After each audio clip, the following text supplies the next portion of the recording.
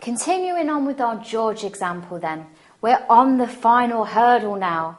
We've done all our internal documentation, we've prepared the ledgers, we've done the journal. We have just completed the trial balance and the closing inventory journal as well. The final thing to do is prepare our accounts suitable for publishing to those external users who are going to look at our financial statements. Our first financial statement that we're going to prepare, based on our George example, is going to be the statement of comprehensive income. And in your notes, you should have a pro forma that we can now complete. So, with the statement of comprehensive income, remember it's always for the period ended. Remember, it's a moving picture of income and expenses for that accounting period. So, we start with our income then. And our income would be our sales revenue. So sales is always at the top. Look back to your trial balance and find sales. You'll see that sales is $12,000 on the credit side of the trial balance. So tick that off, if you will. And then we're going to take that $12,000 and pop it into the end column of the statement of comprehensive income. Now, these two columns don't represent debit and credit here. They simply have a subtotal column on the left and a total column on the right. And because there's no adjustments needed to sales revenue, we can pop that straight into the total column. Now, we have to match that sales revenue or income against the cost incurred in order to generate that sales income.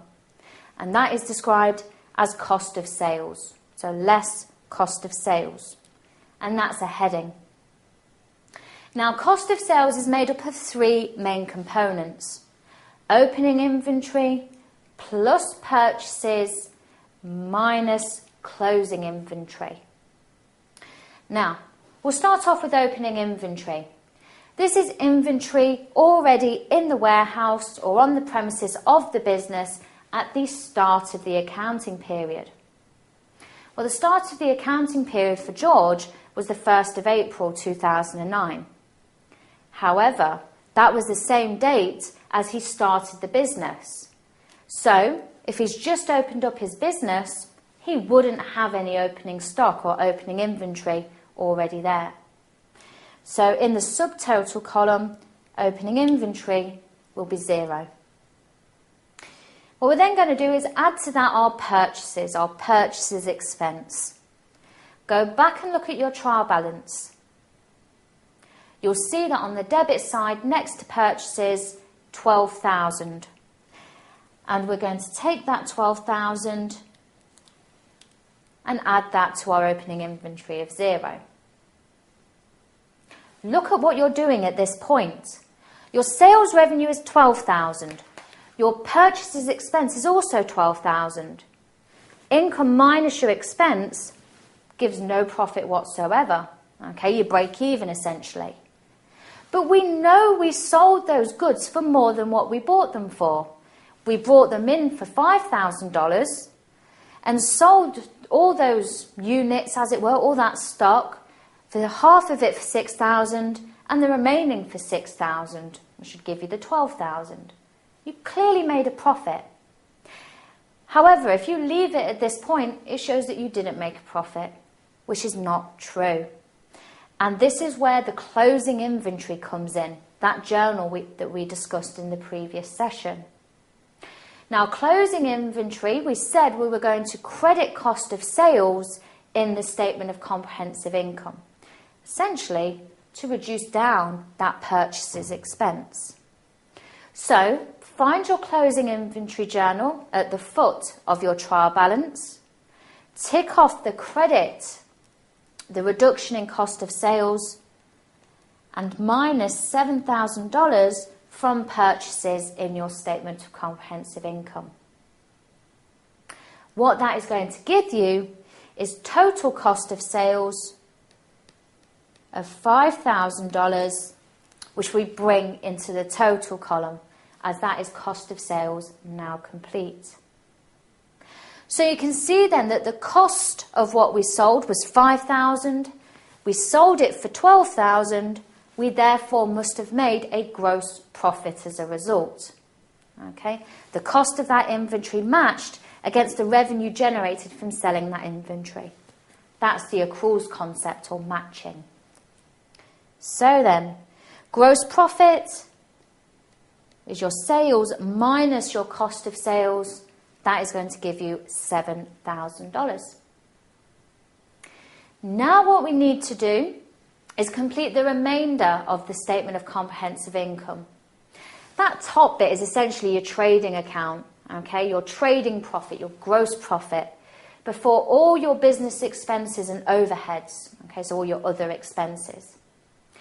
So, any other expenses then, and any other income also as well.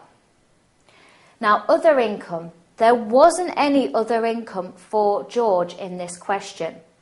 Now, when we think about other income, we're thinking about bank interest that we've received, or maybe some rent that we've received, maybe if we have an investment property, but there is none.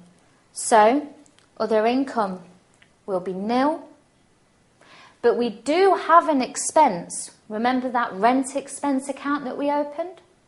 You remember that was a debit balance in the trial balance, if you go and look back to that, and that was $450. So, we're going to minus $450 from our gross profit being the expense of rent.